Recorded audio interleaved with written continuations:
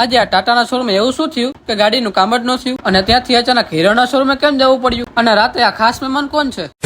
હે guys, good morning, જય દ્વારકાધીશ મિત્રો, welcome back to my new vlog. સવારમાં બેઠા બેઠા ટીવી જોતો હતો, ત્યાં તો પપ્પાનો કોલ આવ્યો કે હાલ ટાટાના શોરૂમે જવું છે. તો મેં કીધું ચલો, તો ફટાફટ બાઇક લઈને નીકળ્યો શોરૂમ બાજુ. પણ શોરૂમે પહોંચતા જ એવો પોપટ થયો કે મજા આવી ગઈ. આપણી ગાડી સર્વિસમાં મૂકવાની હતી, પણ ત્યાં જઈને ખબર પડી કે શોરૂમ નું તો રિનોવેશન ચાલે છે.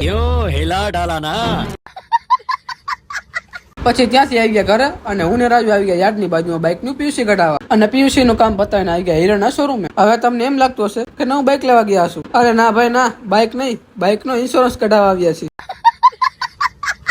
પછી સુપર માર્કેટ નું કામ પતાવીને આવી ગયા ઘરે. પણ આજનો ટ્વિસ્ટ તો હજી બાકી જ છે. બપોર પછી ઘરમાં જોરશોર થી તૈયારી ચાલુ હતી, કેમ કે થોડા જ સમયમાં આવવાના હતા ખાસ મહેમાન. અને મહેમાન છે 50 ના વિક્રમસિંહ ઝાલા. પછી રાતે આવી ગયા બધા મિત્રો ઠાકર ધણીએ બેસવા. અને તમે એની ફાયર ચાર ટેસ્ટ કરી છે કે નહીં એ કોમેન્ટ તો કરજો.